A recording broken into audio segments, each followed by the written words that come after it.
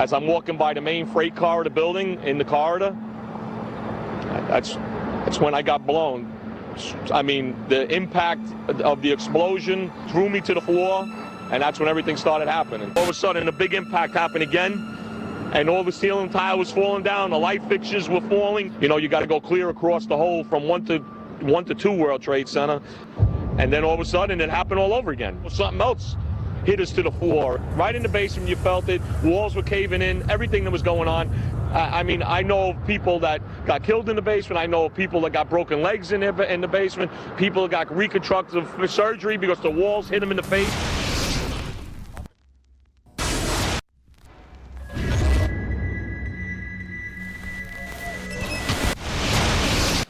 According to standard operating procedure, if an FAA flight controller notices anything that suggests a possible hijacking, the controller is to contact a superior. If the problem cannot be fixed within about a minute, the superior is to ask NORAD, the North American Aerospace Command, to send up or scramble jet fighters to find out what is going on. NORAD then issues the scramble order to the nearest Air Force base with fighters on alert.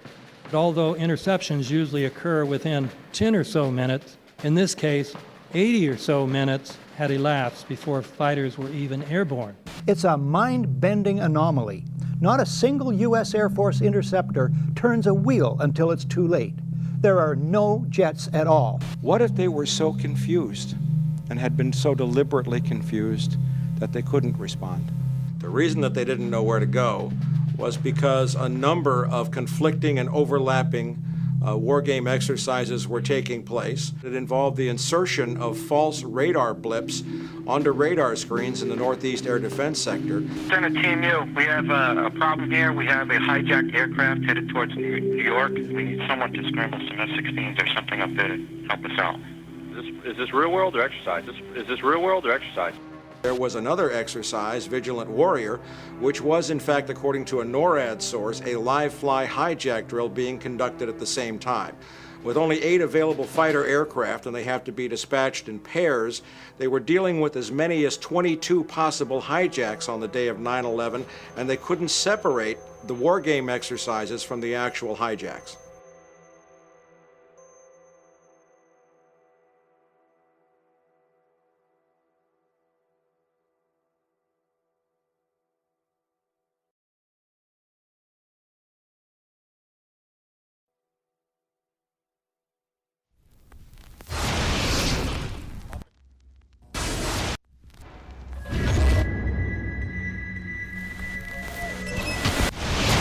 Page 172.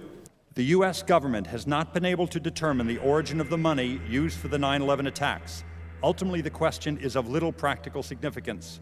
The American authorities have not managed to trace the source of the funding. And then the most amazingly disingenuous statement ultimately is of little consequence. It is of massive consequence. Doesn't it matter who paid for 9/11?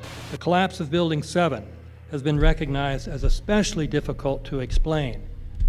The 9/11 Commission report implicitly admitted that it could not explain the collapse of this building by not even mentioning it. President, why are you and the Vice President insisting on appearing together before the 9/11 Commission? Because the 9/11 Commission wants to ask us questions. That's why we're meeting, and I look forward to meeting with them and answering their questions. Why you're appearing together rather than separately, which was their request? Because it's a good chance for both of us to answer questions that the 9/11 Commission is looking forward to asking us, and I'm looking forward to answering them. Let's see. Do you think they should be able to stand up and speak their own words? They should go under oath. They should be, yeah, in public.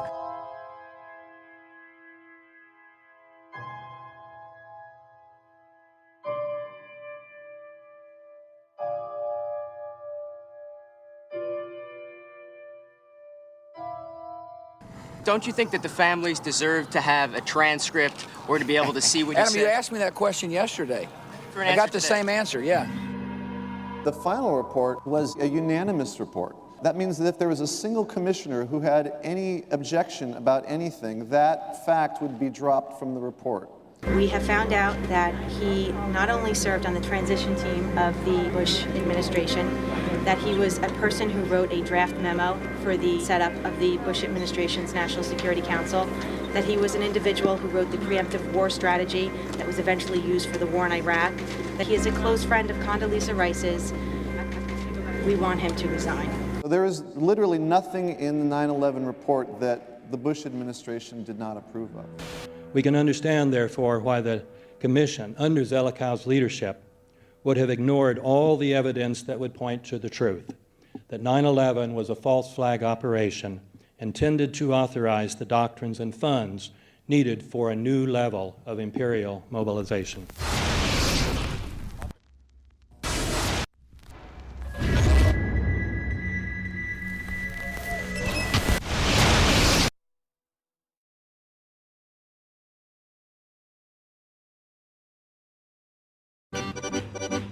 Armed with knives, armed with chemical, biological, nuclear weapons. Fanatics, terrorists, September 11th. September 11th, killers, September 11th, terrorists. Terrorists of Al-Qaeda, terrorists, nuclear weapons, terrorists. 9/11, terror, terrorist, evil. September 11th, September 11th. The terrorists, war and danger. September 11th, terrorism, global terrorism, terrorism, terrorists. Terrorists, terrorists, terrorists, terrorists, the terror. Terrorists, terrorists, terrorism. September 11th, global terrorism, terrorists. Terrorism. September 11th, world terrorism, terrorism. September 11th, global terrorism. September the 11th, terror. Weapons of mass destruction. September the 11th, terrorists. The evil terrorists, no. Terrorism. The words are hypnotically repeated. Terrorism, terrorist, terrorist threat, and of course, believed to be linked to Al-Qaeda. But it's the so-called war on terrorism that's in our faces practically 24/7 as the inescapable focus of our existence. One day, our grandchildren will look back on this time and ask, how was the war on terror won?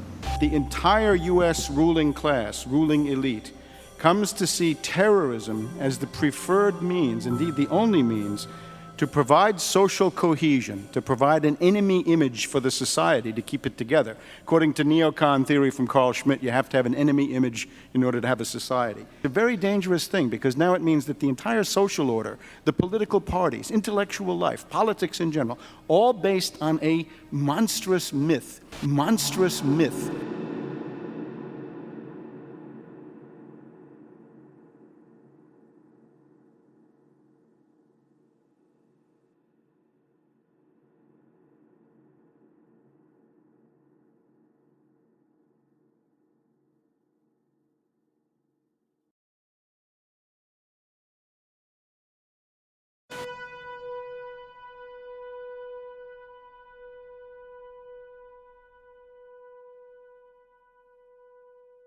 Look, the CIA has done in this country, what they've done to us is unbelievable.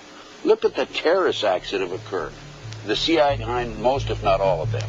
We had the Marine Barracks. We had our embassy in Kenya. We had Pan Am 103. We had the USS Cole. We had Oklahoma City. We had the World Trade Center in 1993. That helped the terrorists blow up the World Trade Center the first time. They built the bomb. They got the driver's license. The informant, the FBI informant, a fellow named Salam, a 43-year-old former Egyptian army officer, he was given the assignment to put the bomb together. And he went to his supervisor, his FBI supervisor, and said, we're going to put a dummy bomb in here, right? And the FBI supervisor said, no, we're going to put a real bomb. The FBI actually carried out the attack on the World Trade Center in 1993. They actually hired Ahmad Salam and paid him $1 million and gave him real explosives, a detonator, and told him to build a bomb and to give it to the foolish people that he was controlling to allow them to attack the World Trade Center complex. Unfortunately,